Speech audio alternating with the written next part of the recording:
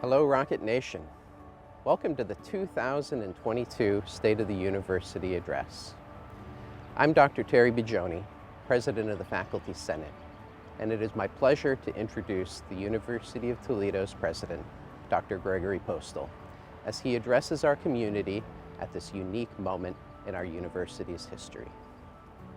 This year, the University of Toledo is celebrating 150 years of serving our students and our community, a truly momentous and historic occasion. I stand here outside of our iconic University Hall, the first building to be built on our main campus. President Postal will address you from inside on the stage of Dorman Theater, named for the 6th president of the University of Toledo, Dr. Henry J. Dorman. Dr. Dorman led the university when this building was erected back in 1931. Our University of Toledo has a long history of success and dedication to the traditions of higher education, which we all hold so dear.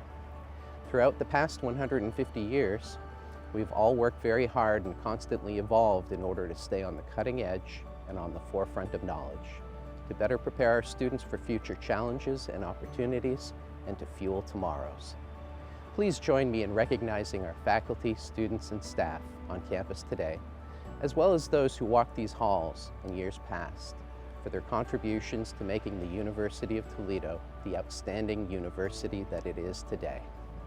Happy 150th anniversary, Rockets!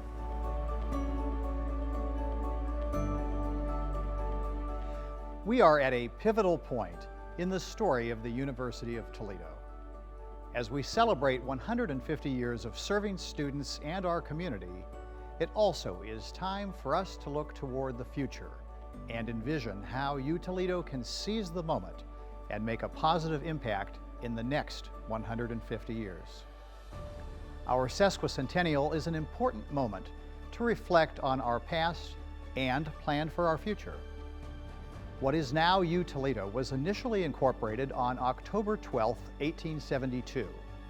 At that time, we were the Toledo University of Arts and Trades, founded by Jessup Scott, a newspaper editor, when he donated the land that is now the Scott Park campus. The introduction to our story wasn't smooth sailing in those early years.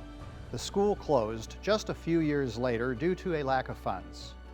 A decade later, the assets were transferred to the city of Toledo, and in 1884, we reopened as the Toledo Manual Training School. In 1914, as we started granting baccalaureate degrees, we became known as Toledo University. Our main campus began to take shape in 1931 with our first buildings off Bancroft Street, University Hall and Memorial Fieldhouse, which remain iconic symbols of UToledo. We became the University of Toledo in 1967 when we were given the status of a state-funded university by the Ohio General Assembly. We evolved again in 2006 with the merger with the Medical University of Ohio, adding our health science campus to the Rocket Nation. How many changes are in store for us in the next 150 years? I hope many. This university has many deeply rooted traditions that we are proud to honor and carry forward. We will continue to do that, but we also must adapt and evolve to meet the needs of the day. Students on our campuses today in 2022 are very different than the first students at the Toledo University of Arts and Trades back in 1872. It is our responsibility to prepare students for success in a changing world. I'm proud to report that we are doing this. We recently received official notice from the Higher Learning Commission, the institutional accrediting body that comprehensively evaluates our university, that our accreditation has been renewed for the full 10-year period. Thank you to all of the individuals who served on the planning committees, gathered data for our assurance argument, or participated in the on-campus site visit with the HLC team. The collaborative strategic planning process that usually takes place every few years has a heightened level of importance in this sesquicentennial year. We are going to take our time to do it right. As we review our mission, vision, and values, we are prioritizing our efforts around why UToledo is here, and not simply what we have always done and how we have always done it. What is our purpose, and what should we focus on to achieve our vision?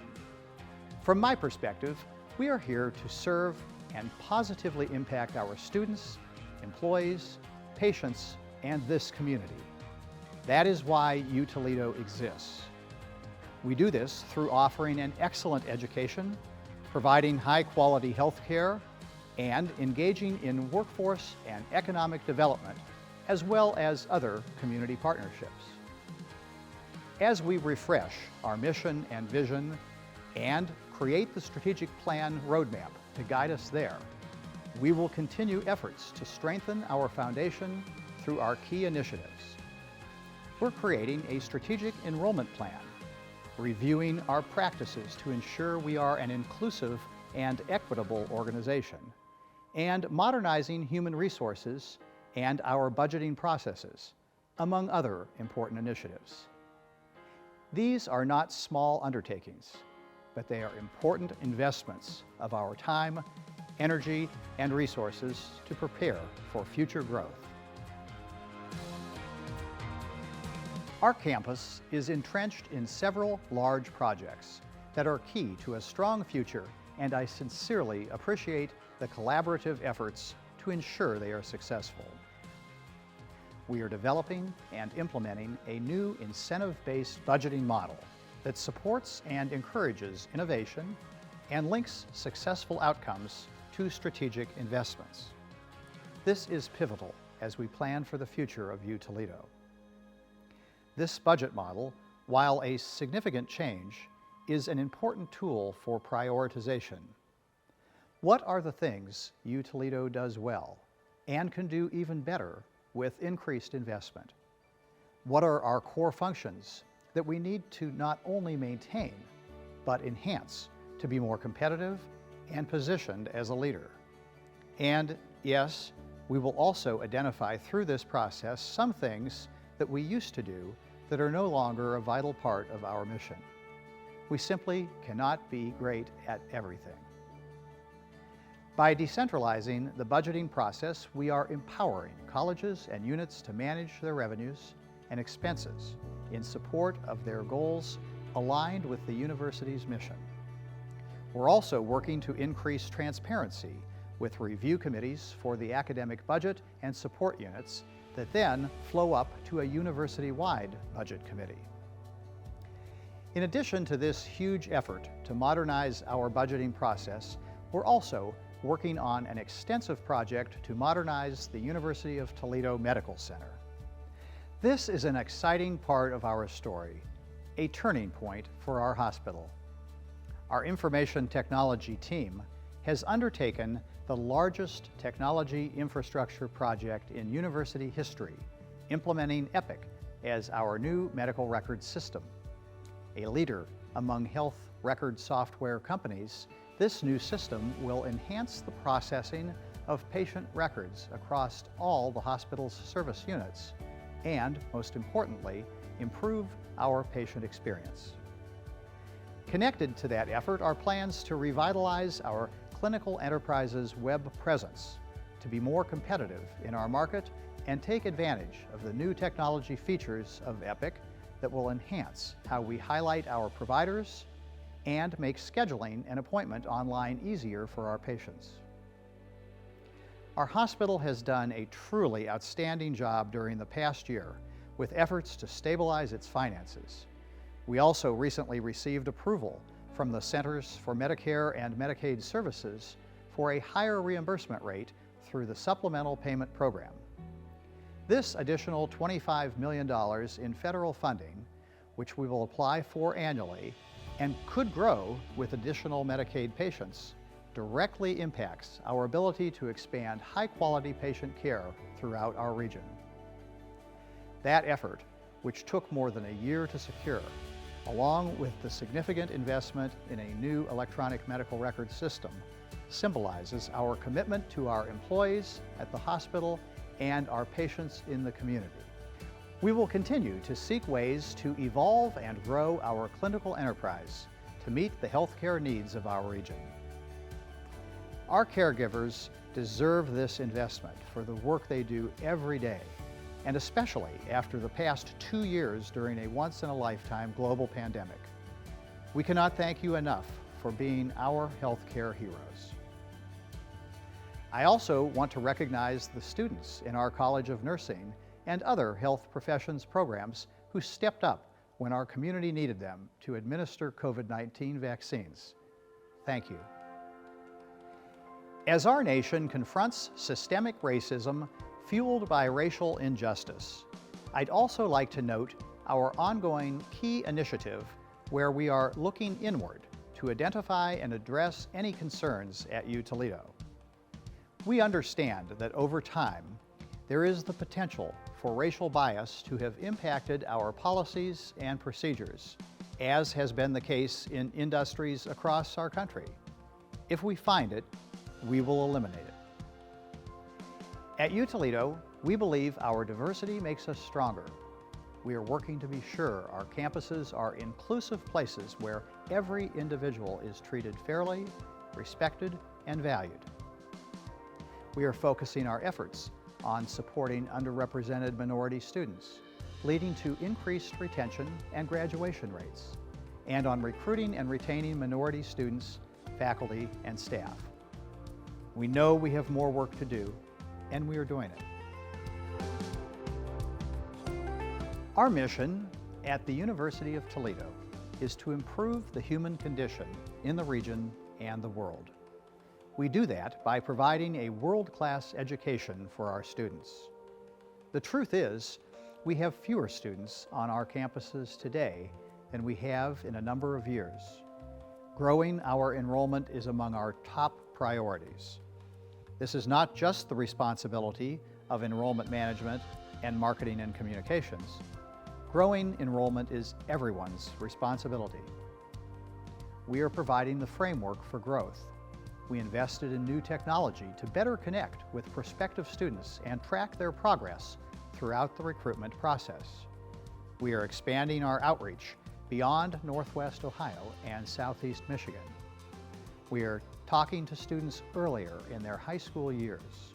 We are streamlining our transfer processes. UToledo provides a phenomenal education at a great value, and I feel strongly that more students need to have the opportunity to learn from our expert faculty. One of our initiatives in the coming months and years is a focus on our online program offerings. We learned a lot about leveraging technology to deliver education during this pandemic, and we will use that knowledge to deliver more programs to more people through online education. What new things should we do to attract students to our campus? The College of Pharmacy and Pharmaceutical Sciences is having success with a cosmetic science and formulation design summer camp. Last year, it hosted more than 90 students virtually, which led to a number of them applying to our program, the only baccalaureate degree of its kind in the nation. Just as it is everyone's responsibility to recruit students to our campuses, it is the role of each and every one of us to support their success when they are here. I'm proud that our current 6-year graduation rate is the highest on record at UToledo. This is one of the areas ripe for innovation and investment on our campuses as we talk about prioritizing our resources. What resources do our students need, both in and outside of the classroom? How can we ensure their success? The Student Experience Project partnership with the Association of Public and Land-Grant Universities is a good example of collaboration and innovation. By improving our students' sense of belonging and connectedness, we can close equity gaps and improve retention and graduation. Thank you to our equity champions who are making these changes in their classrooms and positively impacting our students. I'm also proud to share that once again, the College of Law was recognized as one of the best law schools in the nation for women. Laval Dumont, an offensive lineman for the Toledo Rockets, showed us this past year how an act of kindness can have a profound impact.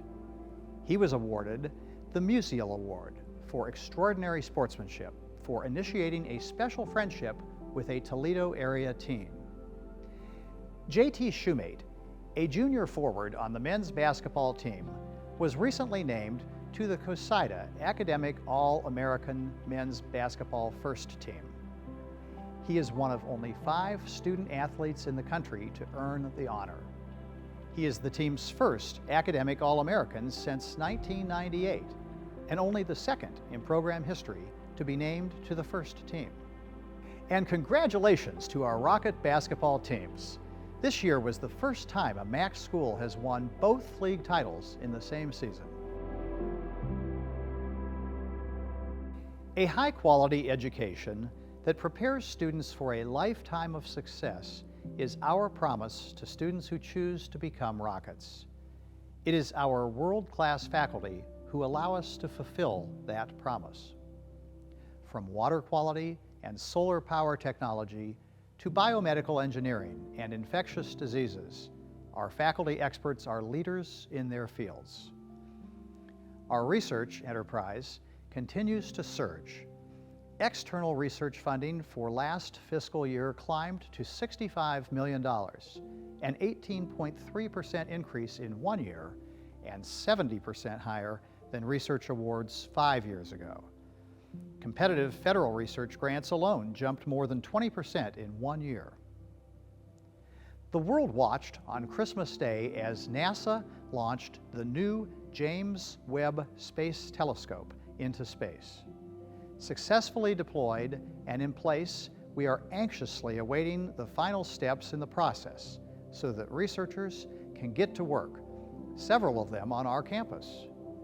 UToledo ranked number 6 among all institutions worldwide in successful proposals for the first cycle of observing time, and our astronomers secured nearly 20% of the hours reserved for star research.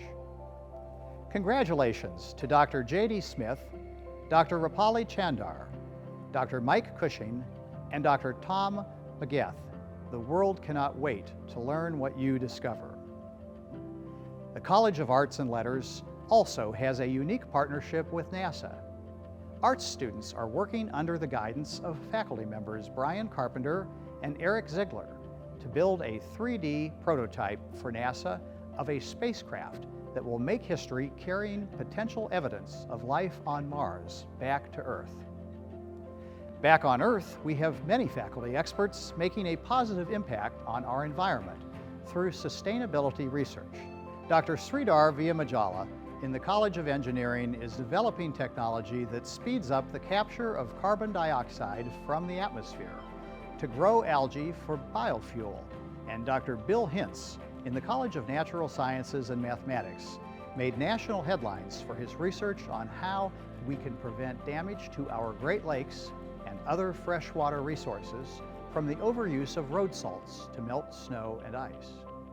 In the healthcare fields, the College of Medicine and Life Sciences, Dr. Ritu Chakravarti, is developing an experimental protein-based vaccine that shows significant promise in preventing rheumatoid arthritis. And Dr. Jian-Ting Zhang, an expert in cancer biology research, was recently selected for the prestigious honor of being named a Fellow of the American Association for the Advancement of Sciences. In the Judith Erb College of Education, Dr. Revathi Kumar showed through research how motivation is the key for K-12 teachers to overcome racial bias in the classroom, emphasizing the need to recruit and enroll more diverse students in teacher education programs. Dr. Janet Hoy-Gerlach in the College of Health and Human Services published the first empirical evidence that emotional support animals can provide quantifiable benefits to individuals with serious mental illnesses who are experiencing depression, anxiety, and loneliness. In the John B. and Lillian E. Neff College of Business and Innovation, Dr. Janelle Whitmer and Dr. Margaret Hopkins showed how leaders with higher emotional intelligence were better at remote management in a crisis. Dr. Youssef Sari in the College of Pharmacy and Pharmaceutical Sciences spent part of the academic year in Saudi Arabia as a Fulbright scholar, advancing his research area of therapeutic agents to treat patients suffering from drug addiction. And the future of our academic research is strong.